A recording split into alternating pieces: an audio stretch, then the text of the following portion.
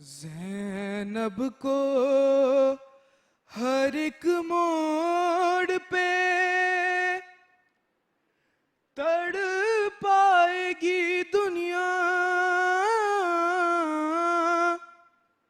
یاد آؤ گے بھیا ہے، یاد آؤ گے بھیا، بعد آپ کے ہوگا میری غربت کا یہ عالم، اس وقت غریبی بھی کرے گی میرا ماتم، سادات کو جب راہ میں دے گا کوئی پرسا، یاد آؤ گے بھیا ہے، یاد آؤ گے بھیا ہے، یاد آئے گا بھیا مجھے ارمان تمہارا، تم دیکھ نہیں پائے ہو اکبر کا جو صحرا، دعوت کوئی شادی کی مدینے میں جو دے گا، یاد آؤ گے بھیا ہے، یاد آؤ گے بھیا، اتنا تھا خیال آپ کو پردے کا برادر، لے جاتے تھے تم رات کو اماں کی لحد پر، اب دیکھے گی زینب کے کھلے سر کو یہ دنیا، یاد آؤ گے بھیا ہے، یاد آؤ گے بھیا، اس ماہ سے منسوب تھی بھیا میری خوشیاں، تھی سب سے بڑی عید میری تیسری شعبان، شعبان کے جب چاند کو دیکھے گی یہ بہنا، یاد آؤ گے بھیا ہے، یاد آؤ گے بھیا۔ بسم اللہ الرحمن الرحیم۔ تمام تعریفیں اللہ کے لیے ہیں، درود اور سلام محمد اور آل محمد کے لیے، صلوات پڑھیں۔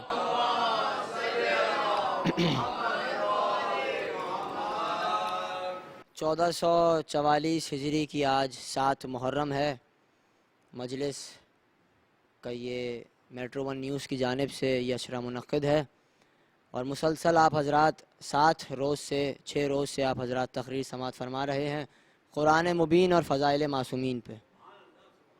میں اپنی ہر تقریر کے آغاز میں یہ جملہ کہہ رہا ہوں کہ آل محمد محدود نہیں ہیں، کیونکہ محدود وہ ہوتا ہے کہ جس کی کوئی حد ہو۔ یا آپ کے ذہنوں میں جملہ یقیناً محفوظ ہو چکا ہے، کیونکہ مسلسل میں یہ جملہ کہہ رہا ہوں، اور میں نے 3 محرم کو یا 2 محرم کو میں نے روایت پڑھی تھی کہ آل محمد کے نور سے کئی ہزار چیزوں کو خلق کیا گیا، مگر آل محمد کا نور کب سے ہے تو وہ روایت میں نے نہیں پڑھی تھی، وہ روایت میں آج پڑھ دیتا ہوں، اور یہیں سے اپنی بات کا آغاز کرتا ہوں کہ کتاب کا نام ہے مناقب اہل بیت القطرہ اور مدینۃ الماجز۔ کہا گیا، پروردگار نے کہا کہ میں نے اپنے نام پہ ان کے نام رکھے ہیں اور میں نے اپنے نور سے ان کو خلق کیا ہے۔ تو جناب ابراہیم نے کہا کہ پروردگار یہ 5 نور جو میرے سامنے ہیں، دیکھیے میں نے آپ کو حوالہ دے دیا، علماء اہل سنت کا حوالہ بھی لے لیں آپ، کوکب دری علماء اہل سنت کی کتاب ہے۔ اس روایت میں کوئی اختلاف نہیں ہے کہ تمام انبیاء نے آل محمد کا تعارف چاہا ہے۔ تو کہا گیا جناب ابراہیم نے کہا پروردگار یہ 5 نور میرے سامنے ہیں، ان کا تعارف کروا دیں۔ تو اللہ نے کہا ابراہیم ان نور کو میں نے اپنے نور سے خلق کیا ہے اور میں نے اپنے نام پہ ان کے نام رکھے ہیں، میں محمود ہوں، یہ محمد ہیں۔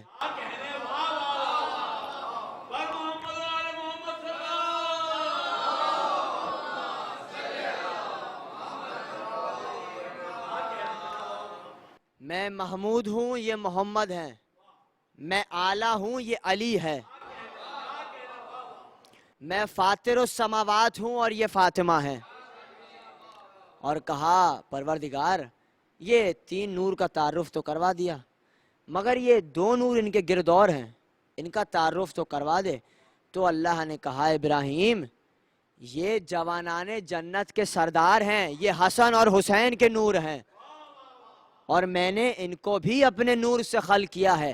کہا پروردگار وہ سب تو ٹھیک ہے، آپ نے تعارف کروا دیا 5 نور کا، مگر 9 نور ان کے گرد اور ہیں، ان کا تعارف کروا دے، میں ان کو پہچان نہیں پا رہا۔ اللہ نے کہا ابراہیم یہ علی کی نسل میں سے امام ہیں، یہ علی ابن الحسین ہیں، یہ محمد باقر ہیں، یہ جعفر صادق ہیں، یہ موسی کاظم ہیں، یہ علی رضا ہیں، یہ محمد تقی ہیں، یہ علی نقی ہیں، یہ حسن عسکری ہیں، اور یہ آخری حجت مہدی ہے۔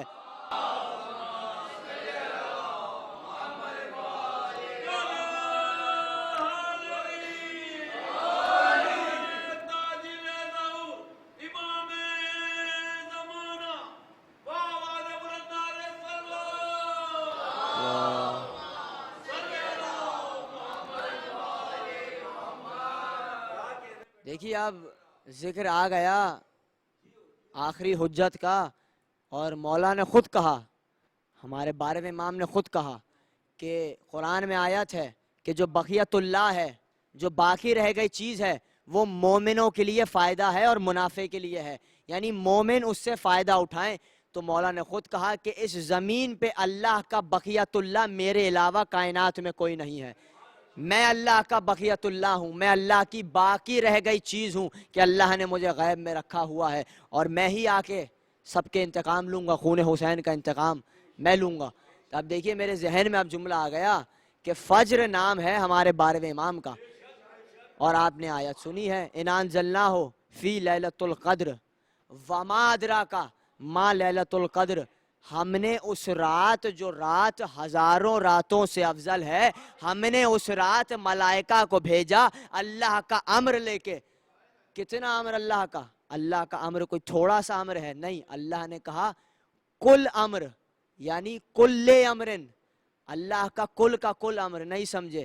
رسول نے کہا جنگ خندق میں یہ کل ایمان جا رہا ہے کل کفر کے مقابل۔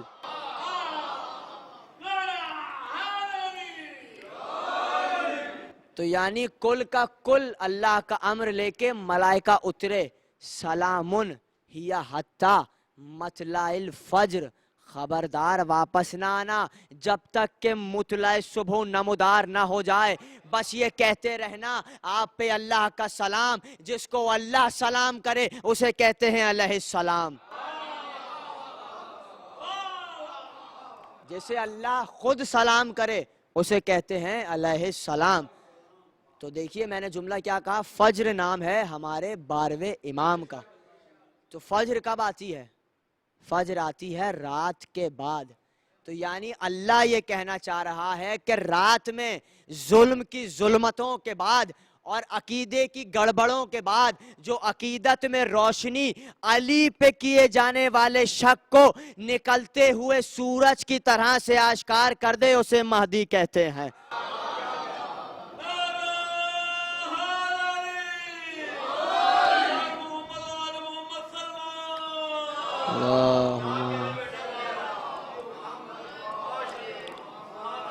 اسے امام مہدی کہتے ہیں۔ دیکھیے میں نے عید مباہلہ پہ ایک تقریر کی تھی، اور میں نے اس میں کہا تھا کہ آل محمد کو جو شرف ملا ہے، کہ جو گھرانہ آل محمد کو ملا ہے ویسا گھرانہ کائنات میں کسی کو نہیں ملا، اور خاص کر کے جو گھرانہ جناب سیدہ کو ملا ہے، میں نے تقریر میں کیا کہا تھا 3 محرم کو کہ صرف جناب ابو طالب کو کہا جاتا ہے ابو الائمہ کیونکہ وہ 12 اماموں کے باپ ہیں. اسی طرح جناب سیدہ کو یہ فخر ہے کہ وہ 11 اماموں کی ماں ہیں اور 1 امام کی زوجہ ہیں اور رسول کی بیٹی ہیں. اب انیس کا بند ذہن میں آ گیا, وہ سنتے جائیے. انیس نے کہا اللہ رے فاطمہ کی بزرگی زہ شرف, بابا ملا تو فخر رسولان ما سلف, شوہر ملا امیر عرب اور شہ نجف, اللہ نے حسین و حسن سے دیے خلف. ارے دونوں امام خلق کے حاجت رواں ہوئے, مشکل کشا کے بیٹے بھی مشکل کشا ہوئے.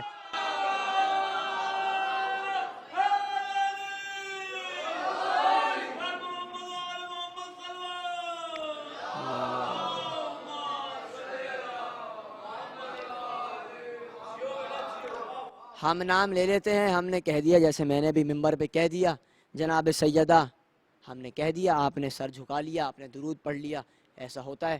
مگر انیس کچھ اور کہہ رہا ہے, میرے انیس کہہ رہا ہے نام ایسے نہیں لینا. وہ ایک الگ احترام بتا رہے ہیں, وہ آپ کے حوالے. کاغذ پہ پہلے سورہ مریم کو دم کروں, کاغذ پہ پہلے سورہ مریم کو دم کروں, تب فاطمہ کی عصمت و عفت رقم کروں. اب نام کیسے لینا ہے؟ ہاں اے زباں خاموش, ہاں اے زباں خاموش, ادب کا ہے یہ مقام, کوثر سے منہ کو دھو لے تو لے فاطمہ کا نام.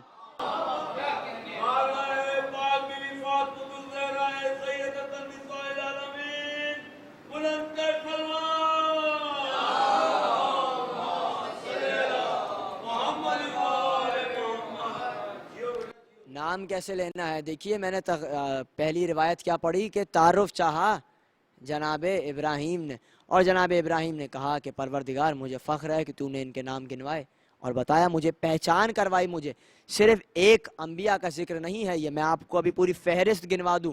جناب آدم, کتاب کا نام دومد و ثاقبہ, پہلی جلد. جناب آدم نے کہا جناب حوا سے, تمہیں معلوم ہے کہ اللہ نے مجھ سے اور تم سے زیادہ حسین کائنات میں کسی کو خلق نہیں کیا. اتنے میں آواز قدرت آئی, کہا جبریل آدم سے کہو ہم آدم کو اذن دے رہے ہیں کہ وہ جا کے جنت کی سیر کرے اور جا کے جنت کی زیارت کرے. اب جناب آدم کہتے ہیں کہ جیسی میں جنت میں داخل ہوا, میں نے دیکھا ایک ناکے پہ سوار ایک خاتون کا نور ہے اور ان کے نور سے پوری جنت روشن ہو رہی ہے. کہا جبریل یہ کون ہے؟ اب دیکھیے جملہ سنیے گا اور آپ کو داد دینی ہے.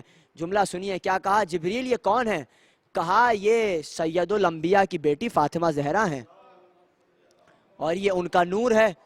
اب دیکھیے جناب آدم نے کیا سوال کیا اور جبریل نے کیا جواب دیا, میں نے آپ کو حوالہ دے دیا. کہا جبریل انہیں مجھ سے پہلے پیدا کیا گیا. کہا حضرت جبریل نے اے آدم ان کو آپ کی خاطر پیدا کیا گیا, آپ کو, بلکہ یہ کہا آپ کو ان کی خاطر پیدا کیا گیا, یعنی جس کی خلقت, جس آدم کی خلقت پنجتن کی نور کی وجہ سے ہوئی ہو تو اس پنجتن کا رتبہ کیا ہوگا. دیکھیے ذمہ داری سے جملہ کہہ رہا ہوں کہ جناب حوا کا حق مہر کیا تھا؟ آل محمد پہ درود پڑھنا. درود پڑھنے کی یہ سب سے چھوٹی فضیلت میں آپ کو بتا رہا ہوں کہ اگر بلند آواز سے درود پڑھا جائے تو دلوں سے نفاق اور کینہ دور ہو جاتا ہے. انسان کو دولت مند بننا ہے تو وہ آل محمد کی بارگاہ میں درود پڑھے. دیکھیے دولت مند وہ نہیں ہوتا کہ جس کے پاس پیسہ ہو, دولت مند وہ ہوتا ہے جس کے پاس محبت کرنے والے رشتے ہوں.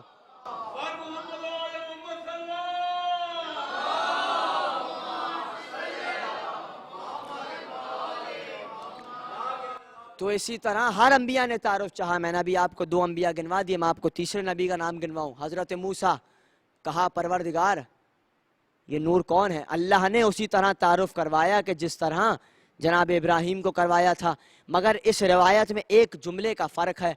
وہاں کہا حضرت موسیٰ نے پروردگار میری یہ خواہش ہے. کہا کہو موسیٰ کیا خواہش ہے؟ کہا پروردگار مجھے ان کی امت میں سے قرار دے دے۔ اللہ نے کہا موسیٰ امت میں قرار پانے کے لیے بھی کچھ شرطیں ہیں، یعنی اگر کسی کو امتی بننا ہے رسول کا تو اس کے لیے 3 شرطیں ہیں۔ کہا وہ 3 شرطیں کون سی ہیں؟ کہا ان کی معرفت ہے، ان کی ولایت ہے، اور ان کے دشمنوں سے برات اختیار کرنی ہے۔ یعنی پتہ یہ چلا کہ اگر آپ کو امتی بھی بننا ہے تو علی کی ولایت رکھنا ضروری ہے۔